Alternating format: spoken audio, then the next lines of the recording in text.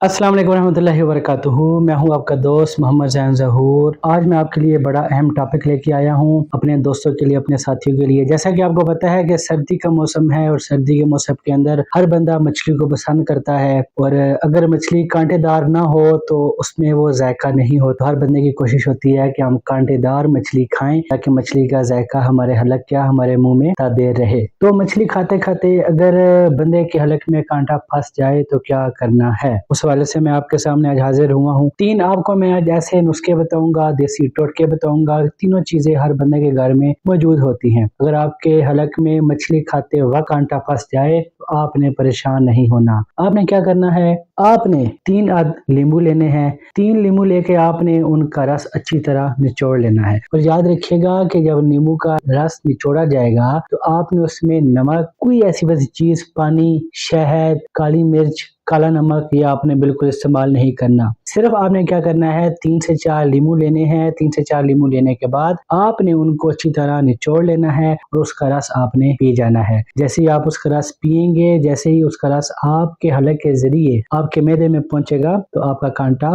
वो लेके अपने साथ ही आपके मैदे में चला जाएगा। मतलब कि आपका हलक में फंसा हुआ कांटा निकल जाएगा और आपके मैदे तक पहुंच जाएगा। नंबर 2, अगर आप कहते हैं जी हम नींबू का रस नहीं पी सकते, खट्टा होता है, खटास हमें पसंद नहीं है, तो आपने क्या करना है, आपने एक अंडा लेना है और अंडा देसी होना चाहिए। आपने वो अंडा लेना है और उस अंडे को आपने कप के अंदर डाल के अच्छी तरह उसका आपने फेंटा लगा लेना है।